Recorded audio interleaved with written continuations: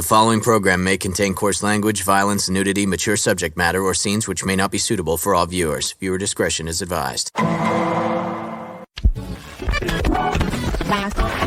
All Hit Radio.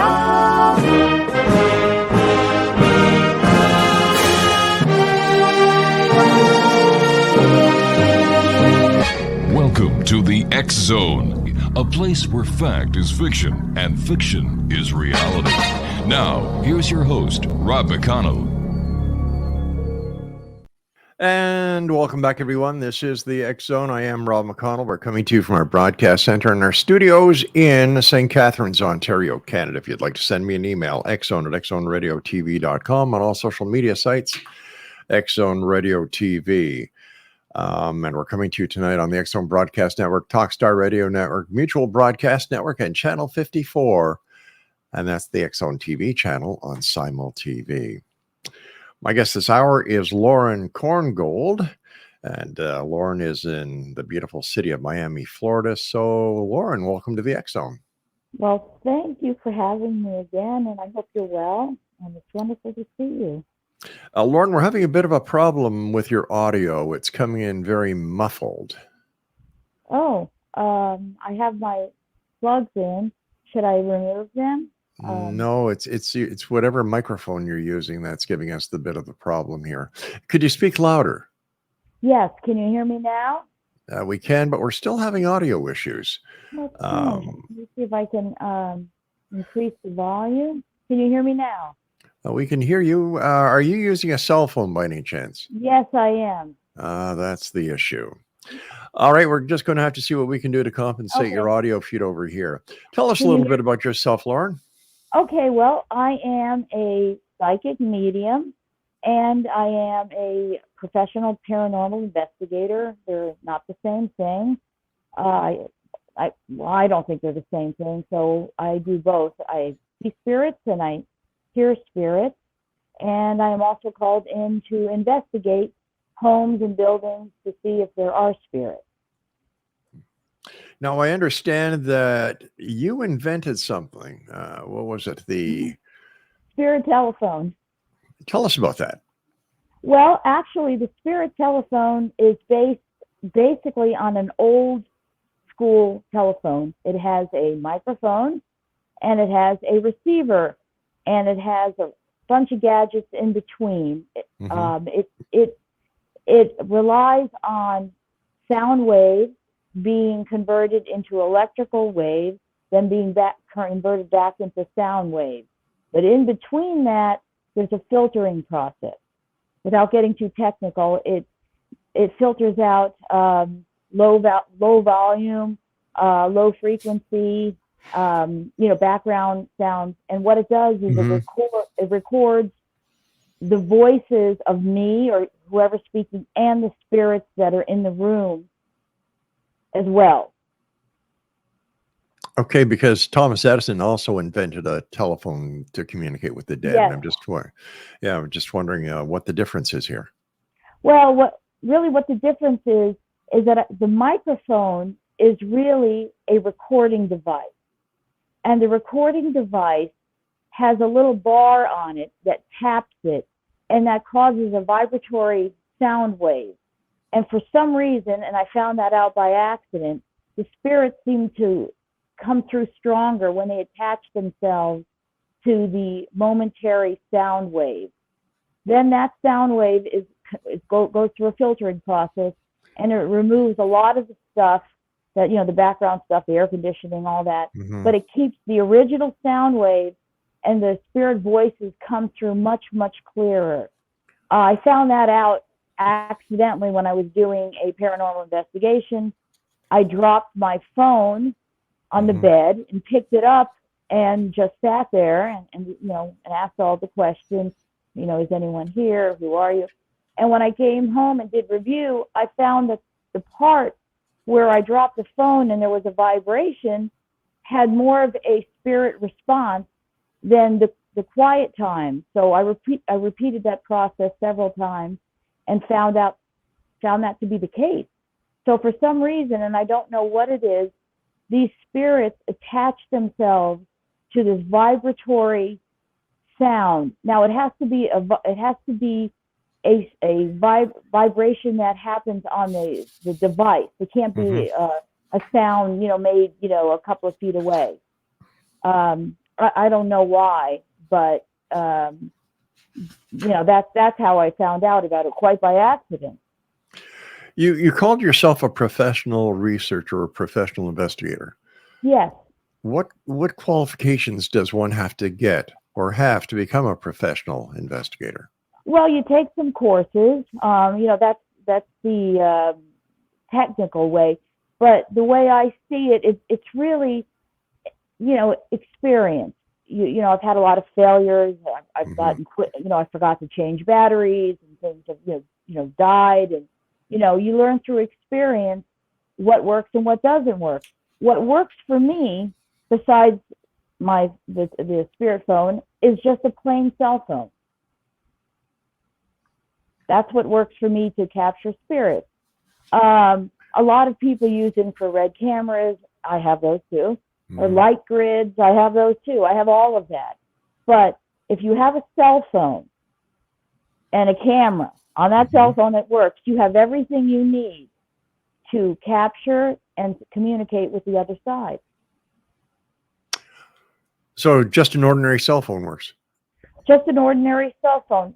For instance, if I often when I'm called in to do a mediumship, to communicate with the dead, or to do a paranormal investigation, a lot of times I'll just bring my cell phone.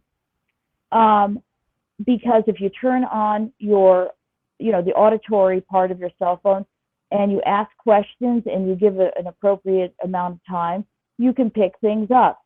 If you have a camera, take pictures. There's always a filtering system on your camera that you can use. Monochromatic light, infrared light, everything in between. And often that's all you need. I just walk in with my cell phone a lot of times. And you always catch something if you know where to look. So when you're talking about the auditory part of the cell phone, are you talking about the digital recorder app that's on cell phones? Okay. Yes. I'm sorry. Spirits, they manifest themselves through light and energy. So if you can avail yourself of mirrors or clear glass, anything that's reflective or refractive, you're probably going to catch either a spirit guide or, maybe somebody in the home. What I tend to do is I make a little appointment. I introduce myself and say, I am here to contact you. I am going to take pictures of you in about 5 minutes. Would you please show up for me? And then I start taking pics with and without the light on the camera through glass, mirrors, reflective glass paintings, and very often, they show up. So it's like a casting call for ghosts. Yes, I do make appointments. I make appointments with my parents. My father shows up a lot, but my mother, I always say, Mommy, I'd like to talk to you tonight. Will you be around 7:30? And she does. So, yes, it is a casting call. Yes. So when did you first realize that you had these gifts? When I was about 5 or 6 years old. Well, what happened? Here's what happened was, I was a pretty sickly child. I had what they used to call the croup, that upper respiratory thing. And my mother used to put these bed sheets around my bed and put that, put one of those vaporizers with the Vicks in there that gives you the steam. Okay. Well, one of those episodes, I saw through the opaque bed sheets that there were shadow movement of people. And then there was a lady standing at the foot of my bed. I knew she wasn't human. I didn't know what she was, but I knew she was not alive the way we know it. And she had light all around her, and she said something like, "Don't worry, honey, you're going to be okay." And then she was gone. I didn't even see her disappear. She was just there and then not there. And the shadows that were around me, who I never saw, were also gone. that was my first memory of, what happened before that, I don't know, but that was my first memory of spirit contact. I did not tell anyone. I was not afraid. Mm-hmm. I just thought that it was strange, and I never mentioned it. This is actually the first time I think I've told this story. So what was it that made you decide to do this professionally? Well, I do not accept any money. I don't do this for money. I feel that I have been given a gift, Okay. and I feel it's meant to help people. I get a lot of calls from people. My brother died. My mother is dead. Can you help me communicate with them? I always get, are they in a good place? So, I feel that I help them by reconnecting them with their loved ones. Now that's the mediumship. Now the paranormal investigation part, I do get called out for that a lot too. Is there something in my house? Mm-hmm. That's, I always learn something when I do that. I learn a different part of the aspect of the spirit world, because, I've been doing this a long time, but I still know, very little. How are they able to manifest themselves? Why can I see them sometimes with my eyes and other times I can't? You and I have to take our first break. Please stand by. And Exonation Lauren KORNGOLD is our special guest. She's in Miami, Florida, and we'll both be back on the other side of this break. Don't go away. Welcome back, everyone. And Beautiful Mind Coffee is the official drink here at the X-Zone Broadcast Network. And this portion of the X-Zone Radio Show is being brought to you by our good friends at Beautiful Mind Coffee. Lauren KORNGOLD is our special guest. And Lauren, what was it like the first time you saw a spirit, or as we call them, ghosties? Well, like I said earlier, my first ghostie that I remember was the nice lady who told me, honey, you're going to be okay, when I was ill. Yeah. But it was interesting when I was about 7. I had been seeing them.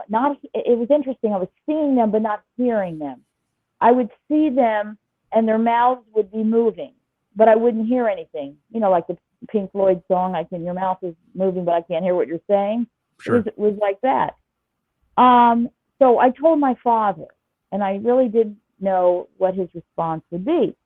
I said, Dad, I'm seeing spirits, and he said, well, I don't know that much about it, but I believe in energy and I believe in consciousness. And if you say you're seeing them, are you afraid? No, I'm not. Then enjoy them. And then I guess my mind opened and I just started seeing them, but I couldn't hear them. But then when I started puberty, I stopped seeing them and started hearing them, only hearing, voices in the house and walking from room to room, because they sounded like you sound, very alive, but I wouldn't see them. And then I guess when I was about 15, it all came together. I would see them and hear them at the same time. I don't know why. Maybe my brain wasn't ready for all of it, at once. How does your family now look at what you do? Well, both my parents are in the light. They're on the other side. My father had sort of a spiritualist background. His people were from Germany, and they were in a spiritualist movement. So he was sort of exposed to that, which I didn't know. The floating tables and the crystal balls, all that. So he wasn't a believer, but he wasn't a disbeliever. My mother was a disbeliever. And when she died at the hospital. And in three or 4 minutes, she was back at my house. And the first thing she said to me was, you were right. I guess meaning that there's something, And when she comes back and she looks like my age. She died when she was 89. But, they show themselves the way they see themselves, and she sees herself as a young chick, Sure. How do you know when a spirit is in your presence? Well, yeah, I get asked that a lot. I mean, if you're me, you can see them, but Mhm. not always. But if you're not, if you can't see them, there are little clues that people ignore. There's hot spots and cold spots. There's you can hear whispering. Don't ignore that. If you hear whispering and you're really interested in, communicating with the other side, immediately turn on your recorder and ask if somebody's there, and give them 15 seconds or so to respond, and then ask your next question. Or sometimes something looks strange in your house, like a shadowy thing. I think everybody has that, but people disregard that because they're looking for like a full-blown apparition, and it doesn't always happen that way. Even for me, I sometimes see them and take a pic, and the pic doesn't look exactly like what I'm seeing. So hearing things, feeling things. Sometimes the hair on your, on your neck gets, Sure. Stands up. Those are, and certainly if you see something wavy, for some reason, a lot of times they come in waves, Mhm. like floating waves. Just start taking pics, and when you start doing that, I think your brain becomes accustomed to that, and it opens up. And then I think, we're all psychic to a certain extent. I think it opens up, and it becomes more clear to you, because I can see spirits much better now than I did 20 years ago. What about any brothers or sisters? Were they gifted like you are? No. I'm adopted, but I have an adoptive family, and I Okay. have a biological family.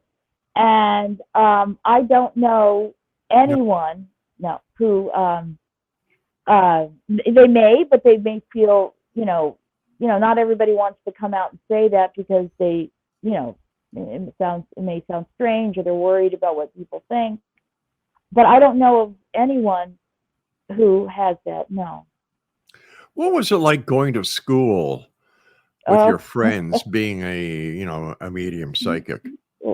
yeah. Well, when I told my father that day that I'm seeing dead people, and he said, Mhm. if you say you're seeing them, you're seeing them.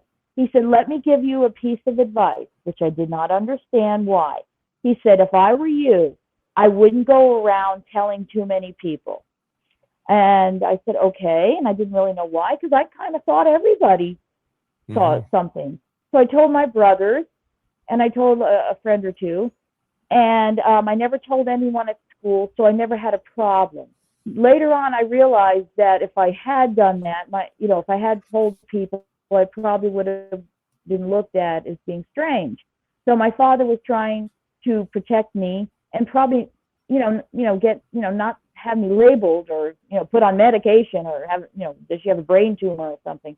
So I never told people, but I could tell you this: when I was in the classroom, I would see them outside of the window.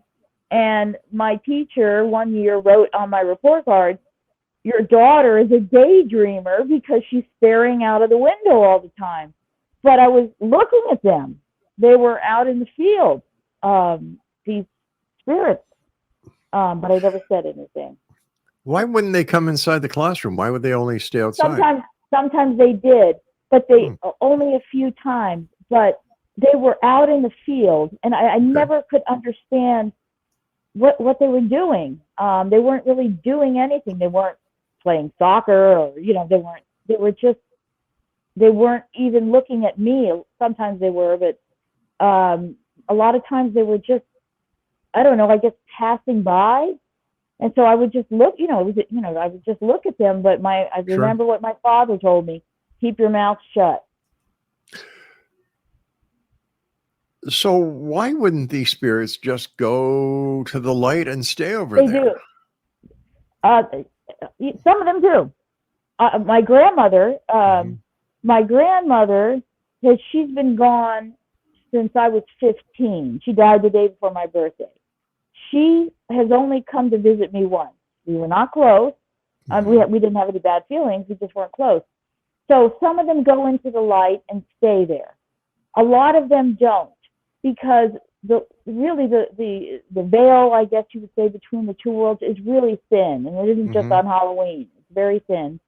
And they come back, and when I ask them, they always say, I want to check on my family. I'm very attached to my family. I still feel like the patriarch or the matriarch of the family, and that's why. So it's kind of a dual existence. They are here part of the time, and they leave when they want to, and then they come back. My mother goes into the light, and then when I need her, she always seems to know. She comes back out. Do people who are still alive spiritually go out at night? Do they go out at night? Yeah, for example, when you go to sleep tonight. Uh-huh. Well, let's say any of our listeners go to sleep. Do their spirits leave their bodies and travel around at night? I have a friend. I'm not going to say any names. It's very interesting that you asked that. I have a picture of her. She's alive on this side. Mm-hmm. She didn't know it, but she astral traveled to my house. I didn't know it either. I have her image. What I have is called a scrying glass. It's a clear glass, and it helps you see spirits clearly. Her image is in there, and I showed it to her, and she started laughing, and she said, "That's me." And I said, "Yes, it is." I have never seen anything like that before.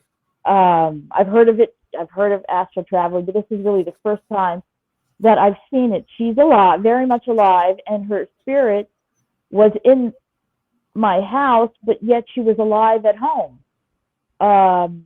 So it's like biolocation. I don't know. I can't explain it. That is the strangest thing that I've ever seen. Well, I've never seen it. Yes, that's strange too. But I can't. She asked me, "Well, you're psychic. Don't you know what happened?" I said, "No." She said, "All I can tell you is that I was kind of out of it for 2 days," and she was, because I was over at her house. I walk her dog at night, and she was sort of out of it for 2 days. I mean, she'd wake up and she'd say hello and go back to sleep, and it was very strange for her. And when I went through my pics, doing some other things, I came upon it. I wasn't looking for it, and I couldn't believe it. And I showed it to another friend of mine who's a psychic, and I didn't say anything. And I said, "Do you recognize this person?" She goes, "Oh my goodness." She goes, "That's, whoever it is." She said, "Did she pass away?" I said, "No, she's very much alive." So yes, it does happen. I don't think it happens a lot, though. Do spirits see the future? Can they traverse time forward and backwards? Yep, they should. They know what. Yes, they do. But what I've been told is that they know something. In other words, like if I said, what's going to happen next Tuesday, they may say, "Well, there's going to be a car accident on a main street," and or some other things. And then if I ask them, well, another question, they may say, "I don't know." And I have said, "Well, how come you know this and not that?" And they tell me they don't know why they know. They just know that when they know something, they know it, but they don't know why they don't know, everything. They don't know, but they can see the future. Let's say I call you up and I say, "Lauren, I've got a ghost in my house. I moved down to Miami, Florida. I'd like you to come over and conduct an investigation." How would you conduct the investigation along with the other people of the Paranormal Research Investigative Society of Miami?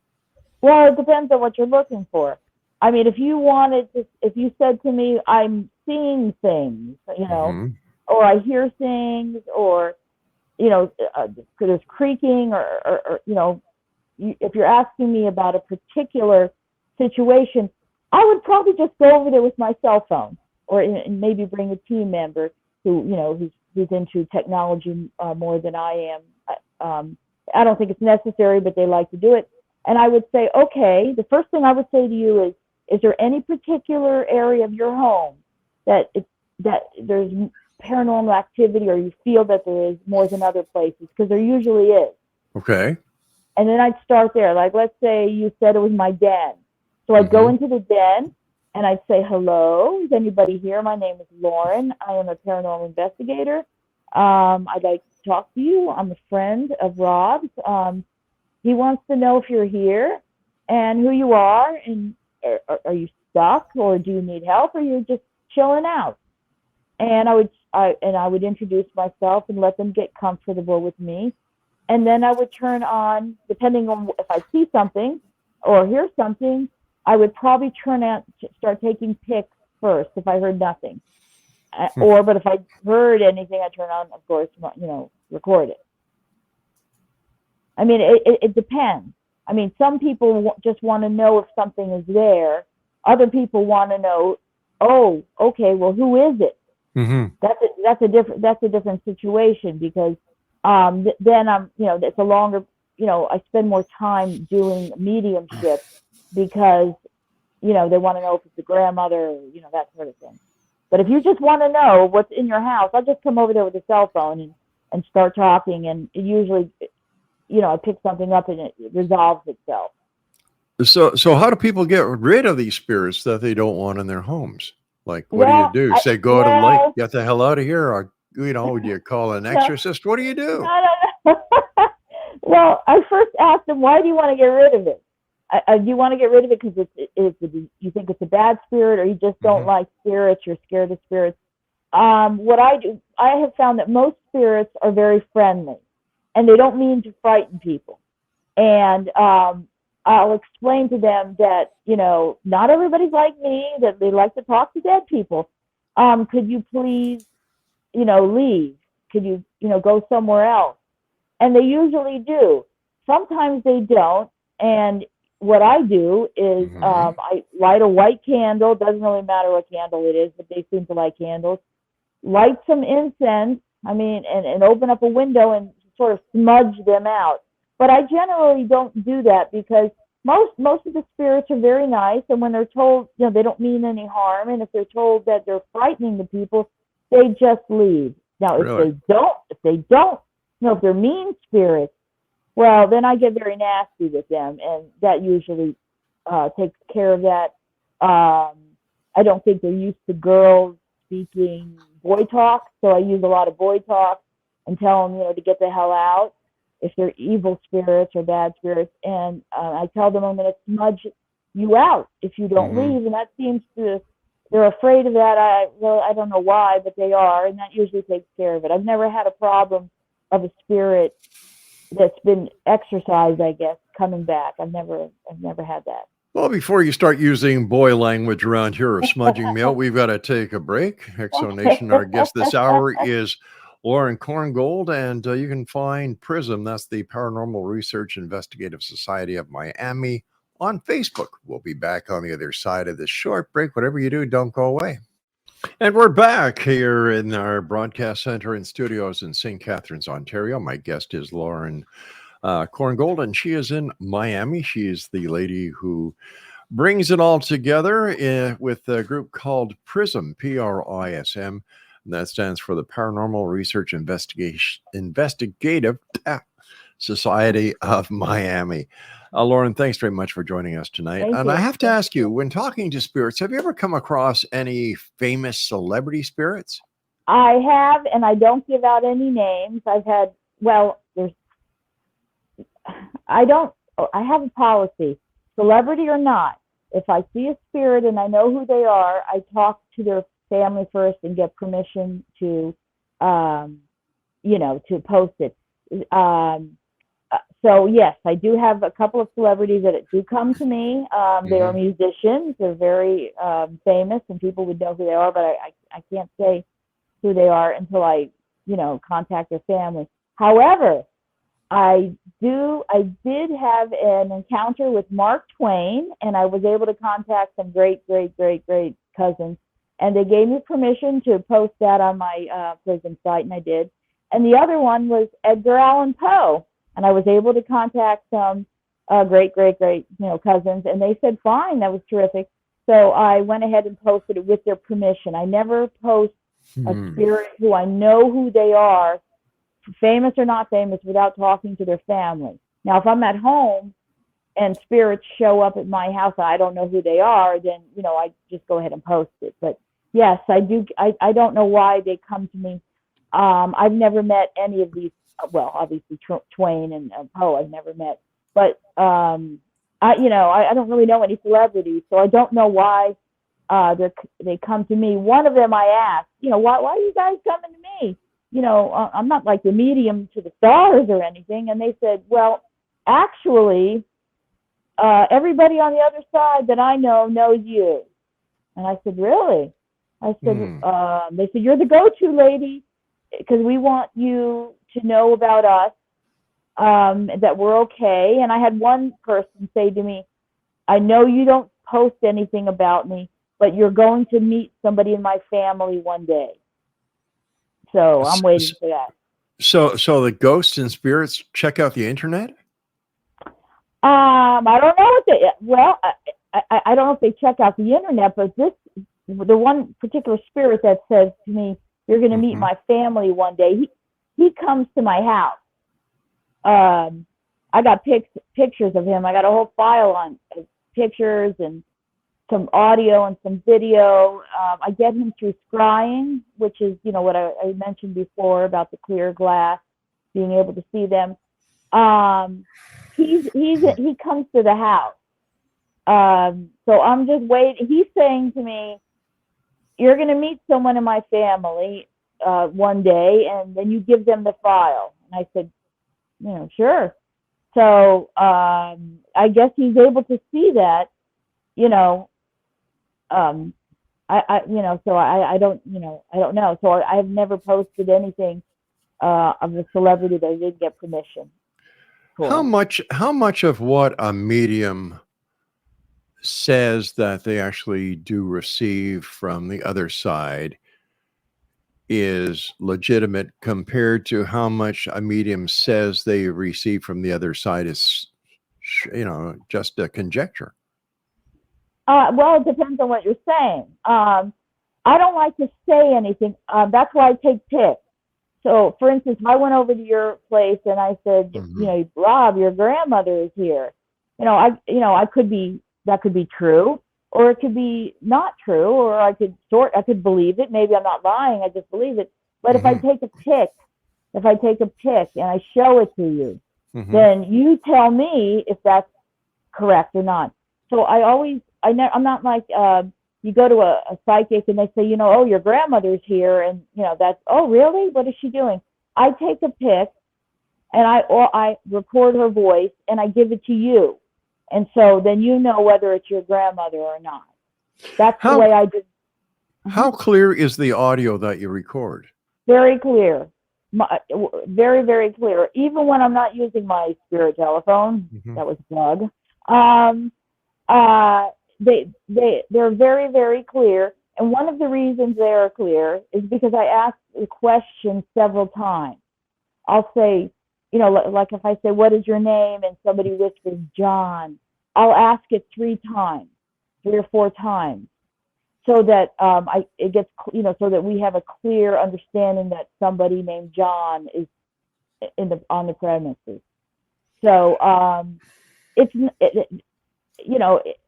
you do something enough, if you ask enough questions over and over again, one of the 4 questions, one of the 4 times it's going to be much clearer. So that's what I do. So in my recordings, you'll hear me say, tell me again what your name is. Tell me again what your name is. And I don't feed them information. I don't say, you're John, right? I don't feed any information. I just do a clear reading. Who are you? And I let them tell me. All right. Now, here's a question that I ask everyone who comes up with recorded data. How come you cannot hear it when it's being spoken, if it is actually being spoken? Now, there's also conjecture within the paranormal community as well as the scientific community that what is actually being recorded are the thoughts of the people asking the questions. Well, that could be possible, except for when I go to people's houses, I don't know who they're at, who they are. In other words, if I'm thinking this is John, I have to know that John lived there. but I'll have people call me up and say, can you come over or can I talk with you about a loved one that died? Mm-hmm. And I'll just do a call. For instance, somebody contacted me last week and said, my brother was killed. I want to know if he's okay. And I contacted my guides, and they kept saying something, cool you. And I didn't know what that meant. So I contacted the woman and I said, I don't understand. Somebody's saying, cool you. And she started to cry. She said, that's my brother. In the Filipino language, kuya means older brother. And I said, so I don't know any of these people. So it can't be, I didn't even know she was from the Philippines. She didn't tell me anything except the name of her brother Mm-hmm. and the day of his birth. So that could possibly be true, that there could be some sort of picking up of people's thoughts, but I don't know these people, and a lot of times I ask them, don't tell me anything, don't even tell me a name. All right. Okay, I understand that, but what happens if the answer to the question that you're asking 3 times, like, what's your name? And they say, John. What happens if the thought transference isn't coming from you, but the person who's asking you the question, who wants so badly to get some information, is the one who's actually putting their thoughts on the recording? I suppose that's possible. Mm-hmm. I don't know how that wow, that would really be very psychic. I mean, I've never heard of that before. Yeah. Well, we know that psychokinesis is real. Yes. Oh, yes. We know that telepathy is real. So if telepathy is real, why can't the telepathic message be recorded? Well, it can be, but I've done this, thousands and thousands of times. I mean, everybody can't be that telepathic. And besides, why not? I don't know. I just don't think so, because, I guess it's possible, but also because in my situation, Mm-hmm. when I'm talking to dead people that I know, it's in their voice. It's not in my voice. And they have some idiosyncratic thoughts that I didn't know about, Mm-hmm. and that's been recorded. And then I've asked, the relative, something, something that sounds strange, and they go, oh yes, they know about it. I mean, it is possible. I mean, there's cosmic and brain waves flying all over Mm-hmm. the place. But that may be true, but I can't explain the pic, in the video. Sure. All right, I mean, we're going to talk more about that when we come back from this break. Exo Nation, our guest this hour is Lauren KORNGOLD, and she is with PRISM. That's Paranormal Research Investigative Society of Miami. Just go to Facebook and check them out. We'll be back on the other side of this break as we wrap up this hour here in the X Zone with yours truly, Rob McConnell. And coming up at the top of the midnight hour, we have Denise Stoner. She's going to be talking about alien abductions. And then our final hour tonight, Lady Ashley, the White Witch of Niagara. All this and more tonight here in the X Zone with yours truly, Rob McConnell. Don't go away. And we're back. Our guest this hour is Lauren KORNGOLD. And first of all, Lauren, thanks very much for joining us tonight. Great talking to you. Thank you for having me. Thank you so much. Listen, you talk to spirits, right? I do. Okay. Any messages from me from the spirit world? They're very happy that you're on your feet again. Thank you. Okay. And I'm happy about that too. There was no doubt in my mind that you would make a full recovery. You look wonderful. Thank you, dear. Just keep, the impressions that when you contacted me to be on your show again, the first impression I got is that that you really help people, because you give a platform for people to talk about things other people want to talk about but are afraid to. So you provide a wonderful service. Thank you so much. That's what they're telling me. Just keep doing what you're doing. I promise you, and I promise them that I will. Wonderful. Listen, the time is coming very shortly. We've got about 4 minutes left. What are your final thoughts? What would you like to share with the X Zone Nation tonight? Well, the first thing I would like to tell people is there is life after death. Okay, so death is nothing to be afraid of. I mean, we're all a little afraid of the unknown. I am too.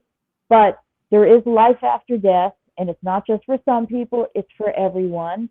And your loved ones are not around you all the time. When people say they're around you all the time, they are not, but they are around you. They do come to visit you. They do come to check on you. And you do have guides and angels that are there to teach you and to protect you and to help you. They let you fail so that you learn from it. And, I've been, a lot of times spirits have told me to do something and I didn't do it. And I always, regretted